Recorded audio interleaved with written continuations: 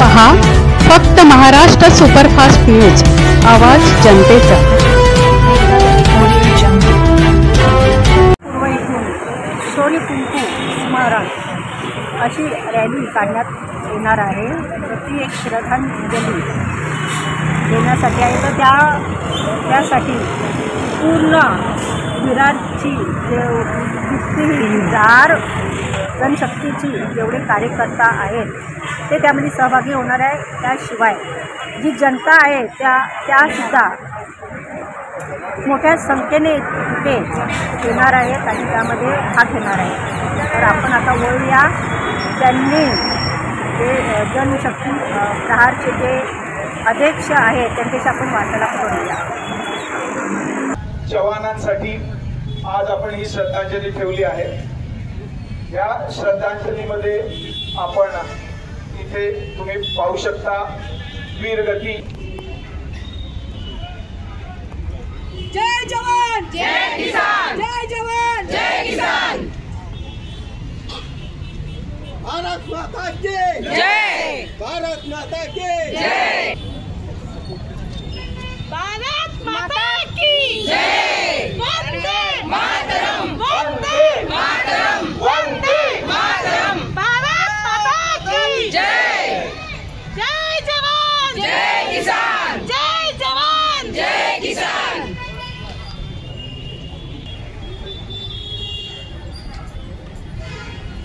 भारत माता की जय, भारत माता की जय। वंदे मातरम, वंदे मातरम, वंदे मातरम। आपले सगळे भारतीय पर्यटक हे तिकडे उत्साहासाठी गेले होते, परंतु आपल्याला कल्पना आहे इथे जे अतिरेक्यांनी जो हल्ला केला तो एकदम बॅड हल्ला होता।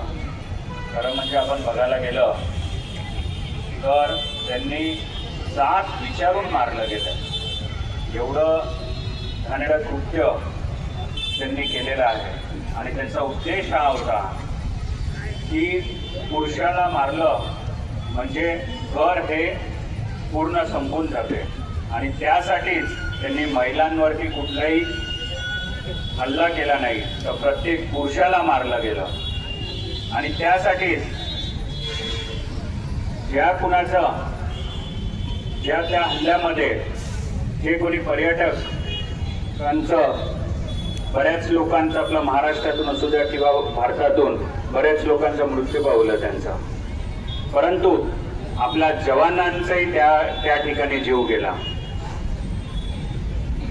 आणि एक गोष्ट लक्षात आली त्यानंतर की आपल्या भारतीय जवानांनी त्यांना जे उत्तर द्यायचं होतं ते चोख उत्तर असं दिलं गेलं, कारण की आपल्या महिलेचा कुंकू त्यांनी नष्ट केला। त्यामुळे आपले जे जवान आहेत त्यांनी त्या ठिकाणी जाऊन, पाकिस्तानमध्ये जाऊन दहशतवाद्यांना, त्या अतिरेक्यांचा जिकडे काय त्यांचं तिकडे स्थान होतं तिकडे जाऊन आपण हल्ला केला। आणि त्या याच्याने जे आज बघायला मिळालं की कुठली जात पात धर्म हा न ठेवता पूर्ण भारत देशात आपण एकच जातीचे आहोत, आपण एकच धर्माचे आहोत, हे आपण सगळ्यांनी दाखवून दिलेलं आहे।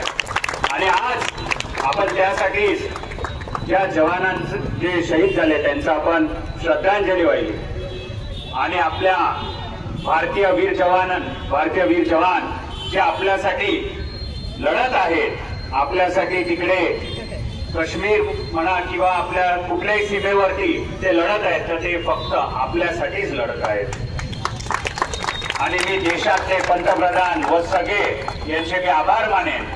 विरोधक पक्ष असू द्या किंवा राजकीय पक्ष असू द्या, या सगळ्यांनी एक एकता दाखवली आणि सांगितलं की पाकिस्तानला संपवलं पाहिजे। तर ही लढाई इकडे आजही थांबली गेलेली नाहीये।